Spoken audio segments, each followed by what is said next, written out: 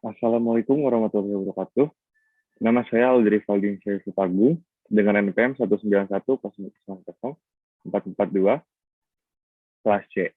Di sini saya akan memaparkan materi mengenai hukum agraria dalam perkembangan di Indonesia dengan dosen pengampu Dr. Saim Akhiruddin SHM.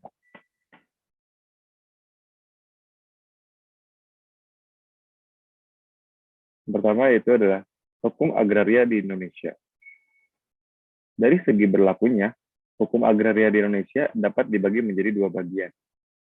Yang pertama yaitu hukum agraria kolonial yang berlaku sebelum Indonesia merdeka, bahkan berlaku sebelum diundang-undangkannya UU PA, yaitu tanggal 24 September 1966, dan yang kedua adalah hukum agraria nasional yang berlaku setelah diundang-undangkannya UU PA. Nah, selanjutnya itu adalah periode masa kolonial. Pada masa kolonial ini ada beberapa periode dalam hal kebijakan pertanahan di Indonesia.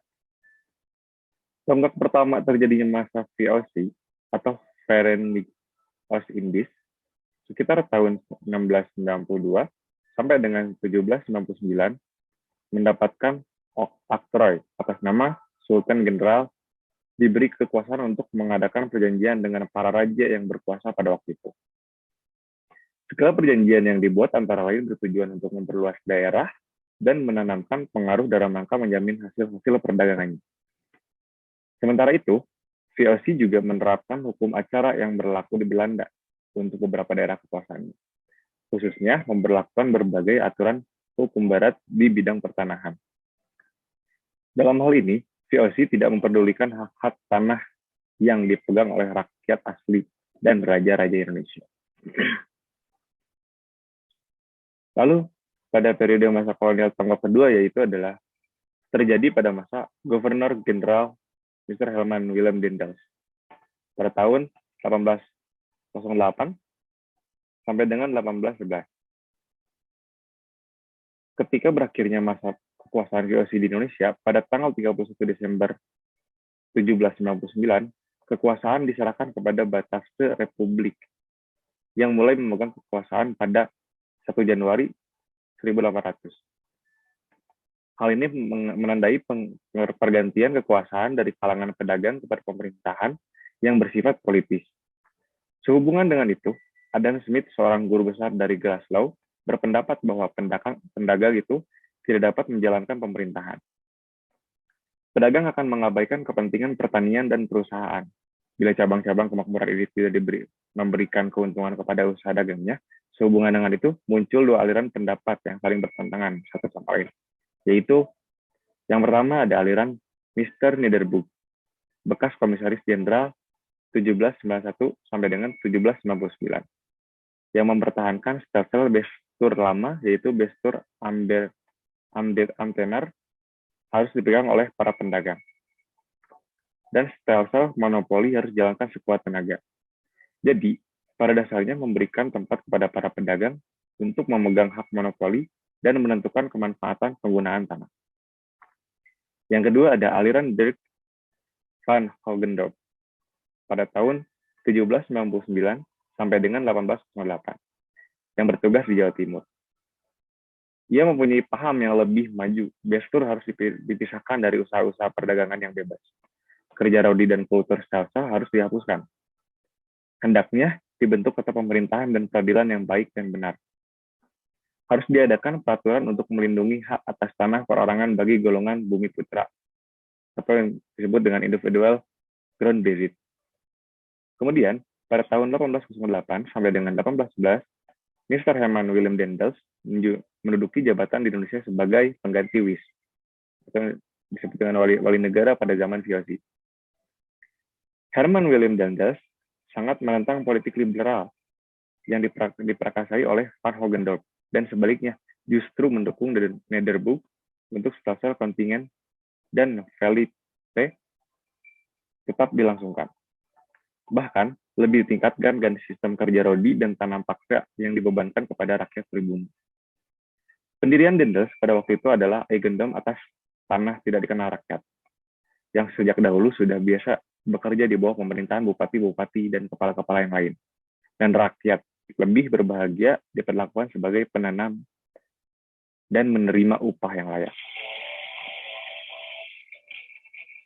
Selanjutnya, ada periode masa kolonial tonggak ketiga, yang terjadi pada masa pemerintahan Gubernur Jenderal Thomas Stamford Raffles pada tahun 1811 sampai dengan 1816.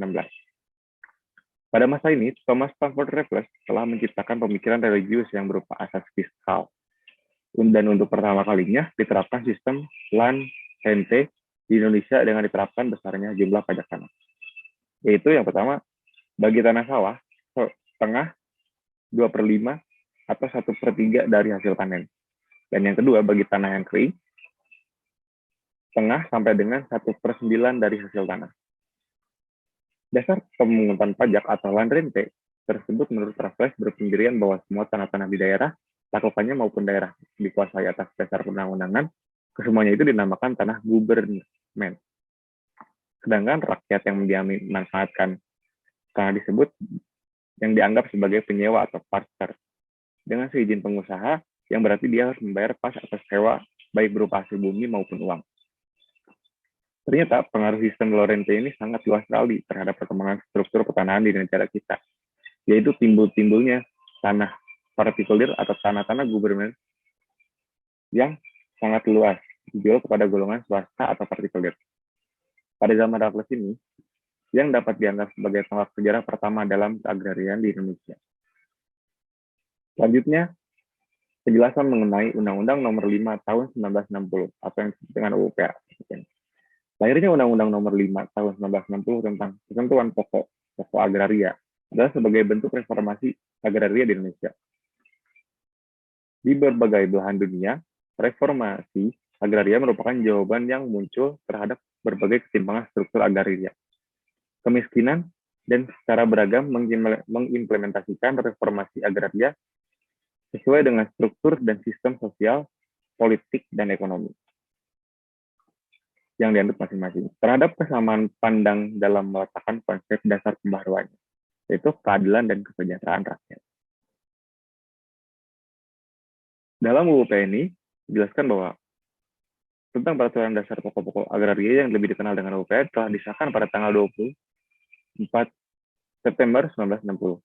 Dinyatakan sebagai tonggak yang sangat penting konsep komunal religius sebagai bahan utama dalam pembentukan UU dan dampaknya terhadap penguasaan tanah adat di Bali dalam perkembangannya agraria dan pertanahan Indonesia, yaitu sebagai salah satu upaya mewujudkan unifikasi hukum dalam bidang pertanahan. Walaupun unifikasi tersebut dapat dinyatakan bersifat unik, karena masih memberikan kemungkinan berlakunya hukum adat dan agama. Secara filosofis, UU PA ini ditujukan untuk mewujudkan apa yang digariskan dalam pasal 33 ayat 3 Undang-Undang Dasar Negara Republik Indonesia tahun 1945. Bahwa bumi, air, dan kekayaan alam yang terkandung di dalamnya dikuasai oleh negara dan dipergunakan untuk sebesar-besarnya bagi kemakmuran rakyat. Pernyataan ini mengandung arti bahwa menjadi kewajiban agar bumi, air, dan ruang angkasa dan kekayaan alam yang diletakkan dalam kekuasaan negara untuk mewujudkan kesejahteraan seluruh rakyat Indonesia. Kesejahteraan yang dimaksudkan adalah kesejahteraan lahir, batin, adil, dan merata bagi seluruh rakyat Indonesia. Selanjutnya, kesimpulan antara UU dan hukum adat. Kesimpulannya adalah, selayaknya dalam implementasi UU PA tidak mesti ditemukan adanya kontradiksi ataupun upaya marginalisasi hukum adat. Karena antara UU PA dengan hukum adat akan berfungsi saling melengkapi atau interkomplementer dan saling menguntungkan, atau yang disebut dengan simbiosis mutualisme. Dalam upaya mengisi kekosongan hukum yang ada, di samping itu selayaknya pula dapat memberi rasa keadilan dan eksistensi terhadap hak wilayah sebagai hak masyarakat hukum adat setempat. Sekian pemaparan materi mengenai perkembangan hukum agraria yang saya sampaikan. Wassalamualaikum warahmatullahi wabarakatuh.